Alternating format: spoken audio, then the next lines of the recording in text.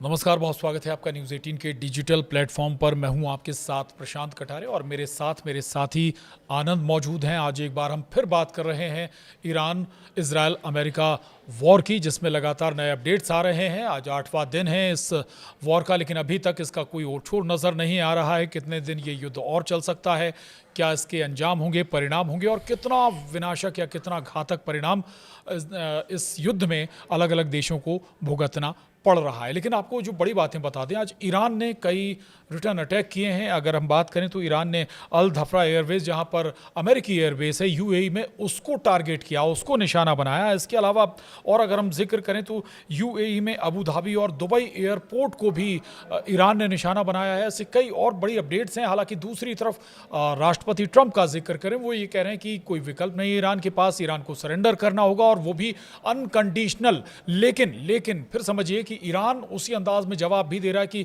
Surrender करने का कोई ख्वाब में भी ना सोचे। वो उस ख्वाब को अपने साथ कहें तो ज़मीन के नीचे लेकर जाएगा या कहें कि कब्र में लेकर जाएगा। यानी कि ईरान के हौसले पूरी तरह से बुलंद हैं और उन हौसलों के साथ पर्याप्त जवाब भी ईरान लगातार दे रहा है, उन जगहों पर टारगेट कर जहां पर अमेरिकी बेस हैं या अमेरिकी मिलिट्री ठिकाने हैं। और दूसरी तरफ इजराइल भी लगातार टारगेट पर है ईरान के, यानी ईरान ने भी इजराइल पर बड़ी मिसाइलें दागी। चलिए और डिटेल अपडेट्स के लिए आनंद के पास चलेंगे। आनंद, बड़ा महत्वपूर्ण है, जो बड़ी बातें निकलकर सामने आई हैं। ईरान किसी भी सूरत में कमज़ोर नहीं दिख रहा। अभी भी उसके पास शायद कई हज़ार मिसाइल का स्टॉक अभी भी बाकी है और उन स्टॉक का वो भरपूर इस्तेमाल भी कर रहा है। उसका एक उदाहरण अल धफ्रा एयरबेस, जो अमेरिकी एयरबेस है यूएई में, उस पर हमला। बिल्कुल, देखिए दरअसल हुआ क्या है कि आज 8वां दिन है। आपको भी पता है कि ईरान जो है लगातार, चाहे वो इजराइल हो, चाहे फिर वो सऊदी अरब हो, यूएई हो, कतर हो, लगातार हमला बोल रहा है। और यही कारण है कि कल, जैसा कि हम लोगों ने खबर आपको बताया था कि यरूशलेम हो या फिर तेल अवीव हो या फिर हम अगर बात करें इजराइल के और क्षेत्रों में, तो भारी हमला वहाँ पर हुआ है। और रक्षा मंत्रालय पर भी इजराइल के हमला हुआ है। लेकिन जो आज अपडेट्स आ रहे हैं, ये इजराइल से जुड़ा हुआ नहीं है, ये जुड़ा हुआ है यूएई से। और ईरानी जो नौसेना है, उन्होंने ड्रोन हमला किया है और ये अल धफ्रा एयरबेस जो है, यहाँ पर अफरा तफरी का माहौल हो गया है। हालांकि कुछ एजेंसियां हैं, कुछ न्यूज एजेंसियां हैं, उन्होंने दावा किया है कि यूएई में अमेरिकी ठिकानों को निशाना बनाया गया है। आईआरजीसी ने यूएई के अल धफ्रा एयरबेस पर दागे आत्मघाती ड्रोन हैं और अमेरिकी एयर वायरफेयर सेंटर और रडार सिस्टम तबाह करने का दावा है आईआरजीसी की तरफ से। तो यानी कि यहाँ पर ईरान का हमला हुआ है और इस पर आईआरजीसी ने दावा किया है कि अमेरिकी एयर वायरफेयर सेंटर और रडार सिस्टम को तबाह कर दिया गया है। तो इसके साथ साथ समझिए और एक खबर भी आ रही है, यूएई से ही जुड़ा हुआ है, कि यहाँ पर अबू धाबी और यूएई के जो इंटरनेशनल एयरपोर्ट है, यहाँ पर भी ईरान के ड्रोन फटे हुए हैं। हालांकि इस ड्रोन को जो है कि इंटरसेप्ट के माध्यम से गिरा दिया गया है, यानी कि इसको जमीन पर गिरने से पहले ही, यूएई की धरती पर गिरने से पहले ही इसको हवा में गिरा दिया गया है। लेकिन उसके मलबे गिरने से एक व्यक्ति की उसमें मौत हुई है, 7 घायल भी बताए जा रहे हैं। और साथ ही साथ यहाँ पर पूरी तरीके से शटडाउन, यानी कि यहाँ पर पूरी तरीके से बंद कर दिया गया है। आम जन लोग जो हैं वहाँ पर, उनको सुरक्षित जगहों पर पहुँचा दिया गया है। इसके साथ साथ एक खबर सामने और आ रही है कि जो दुबई के इंटरनेशनल एयरपोर्ट है अबू धाबी, यहाँ पर जायद इंटरनेशनल एयरपोर्ट पर ऑपरेशन अस्थायी रूप से रोक दिया गया है। यानी कि आपको भी पता होगा, खबर लगातार आप देख रहे हैं, तो इंटरनेशनल जो आवाजाही है एयरलाइंस के माध्यम से, वो मिडिल ईस्ट के कई देश बंद कर चुके हैं।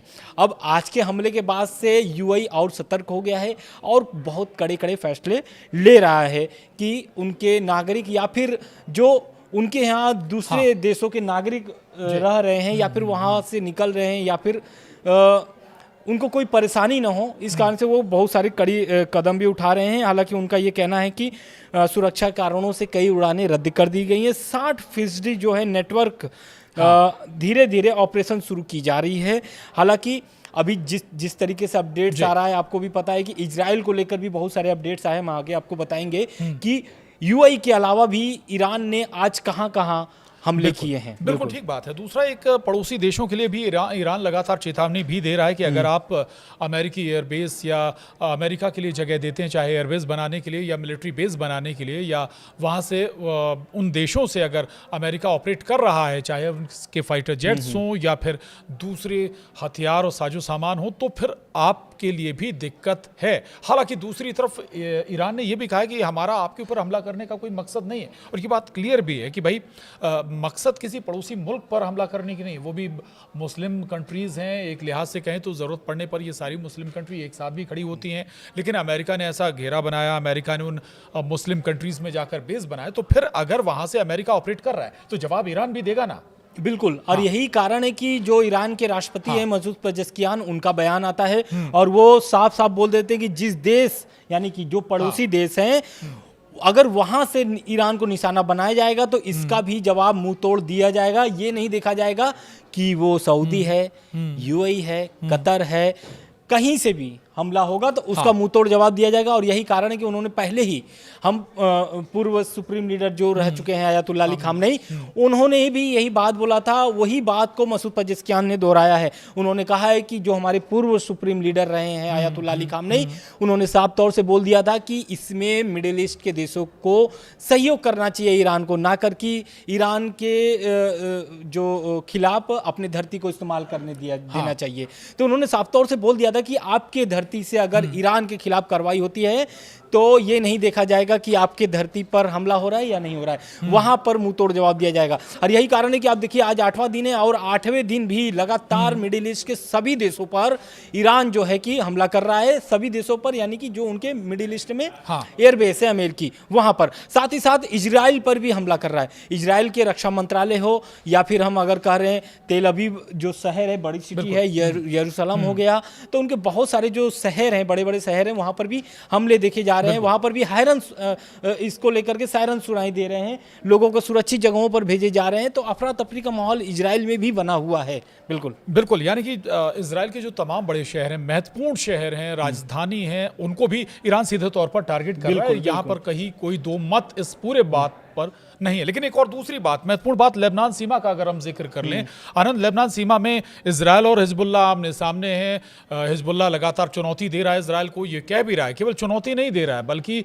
अपनी तैयारियां भी दिखा रहा है, अपनी मिसाइलें भी दिखा रहा है, अपने लड़ाकों को भी दिखा रहा है कि हम हर चीज़ के लिए तैयार हैं। यानी इजराइल को जवाब देने के लिए लेबनान सीमा पर हिजबुल्लाह भी तैयार है, उसको भी, उस मोर्चे पर भी इजराइल को चुनौती मिल रही है। ईरान से लगातार चुनौती मिल रही है, ईरान लगातार मिसाइलें दाग रहा है। उधर अगर हिजबुल्लाह भी मिसाइलें दागना शुरू कर देता है तो दो तरफा झेलना पड़ेगी मिसाइलें। बिल्कुल, क्योंकि बिल्कुल आप सही करें, क्योंकि देखिए इजराइल जो है पहले भी, ऐसा नहीं है कि लेबनान में अब जमीनी ऑपरेशन शुरू किया, ऐसा नहीं है, वो पहले भी करता आया है जब हमास से लड़ाई चल रही थी इजराइल की। तो अभी देखिए ईरान जो है कि सबको पता है कि ईरान के प्रॉक्सी जो है, यानी कि जो सहयोगी संगठन है हिजबुल्लाह, हमास या फिर हूती की, तो उसमें से एक जो संगठन है हिजबुल्लाह, वो पूरी तरीके से एक्टिव हो गया है और वो एक तरीके से कसम खा लिया है कि इजराइल को खंडहर बना करके छोड़ेंगे। यही कारण है कि हिजबुल्लाह ने एक वीडियो जारी करके सैन्य तैयारी, यानी कि हिजबुल्लाह की सैन्य तैयारी क्या है, आगे की रणनीति क्या है, सैन्य रणनीति क्या है, उसको लेकर के एक वीडियो जारी किया है और साथ ही साथ नया मोर्चा भी खोल दिया है। इससे ये इजराइल में खलबली मची हुई है, क्योंकि देखिए एक तरफ ईरान भी हमला कर रहा है इजराइल पर और एक तरफ लेबनान की धरती से भी हिजबुल्लाह लगातार हमला कर रहा है। और इस वीडियो में ये भी दिखाया गया है कि इजराइल को सीधे सीधे कैसे मतलब हमला किया जाएगा और कैसे हराया जाएगा इजराइल को। उस वीडियो में खौफनाक वीडियो है, हालांकि ये वीडियो हम आपको इस वीडियो में दिखा नहीं सकते हैं उस वीडियो को, हालांकि इस वीडियो में ये दिखाया गया है कि किस तरीके से यहूदियों को वो मारेंगे। तो ये तो साफ नजर आ गया कि हिजबुल्लाह अब मोर्चा खोल दिया है, अब पीछे हटने वाला नहीं है। बिल्कुल बिल्कुल, ये बात बिल्कुल ठीक है कि किसी भी सूरत में हिजबुल्लाह भी पीछे नहीं हट रहा है, ईरान भी पीछे नहीं हट रहा है। इवन अगर जिक्र करें तो डोनाल्ड ट्रंप सीधी धमकी भी दे रहे हैं।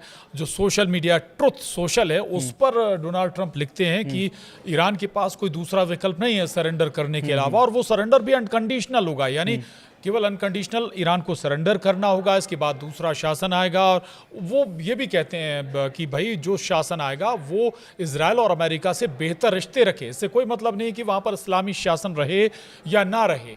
अमेरिका केवल एक लिहाज से कहें तो केवल अपना हित, अपने फ़ायदे देखता है, और उसी नज़रिए से यहाँ पर ये पूरी बात ट्रंप के नज़र भी आ रही है। लेकिन अब दूसरी बात इसमें जोड़ लें आनंद, तो दूसरी बात ईरान की तरफ से साफ कहा गया है कि ऐसा सपने में भी ना सोचें, आखिरी दम तक, आखिरी क्षमता तक, आखिरी जवान तक हम सरेंडर करने वाले नहीं है, आखिरी दम तक लड़ेंगे। बिल्कुल यार, इस ख्वाबों पर में ना सोचें। बिल्कुल ये जो ट्रम्प का पोस्ट आया हुआ था, इस पर ईरान के जो राष्ट्रपति हैं मसूद पेजेश्कियान, उनका बयान आता है और वो साफ तौर से बोल दिया है कि देश कभी भी सरेंडर नहीं करेगा, क्योंकि वो अपने सर्वोच्च नेता आयतुल्लाह अली खामनेई को इस संघर्ष में खो चुके हैं और वो ठान लिए हैं कि सरेंडर नहीं करेंगे किसी भी कीमत पर। उन्होंने साफ तौर से ये भी बोल दिया है कि अमेरिका और इजराइल ये गलतफहमी में न रहे कि ईरान जो है कि पीछे हटने वाला है, तो ईरान लगातार हमला करता रहेगा। आज 8वां दिन था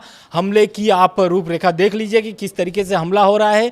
भले इजराइल और अमेरिकी एयरबेस से स्पष्ट नहीं हो पा रहा है कि कितने लोगों की जान जा रही है या फिर कितना नुकसान हुआ है, लेकिन ईरान ये समझ चुका है कि इजराइल और अमेरिका को भारी नुकसान हुआ है इस हमले में। और यही कारण है कि टीवी को संबोधन करते हुए मसूद पेजेश्कियान ने यह भी कहा कि जो लोग ईरान के बिना शर्त सरेंडर का सपना देख रहे हैं वो इसे अपने साथ कब्र में ले जाएं। उनका यह बयान अमेरिकी राष्ट्रपति डोनाल्ड ट्रंप के उस बयान के बाद आया जिसमें ट्रंप ने कहा था कि अमेरिका केवल अनकंडीशनल सरेंडर ही स्वीकार करेगा। अनकंडीशनल सरेंडर का मतलब यह है कि बिना कोई शर्त आपको हथियार डालना है।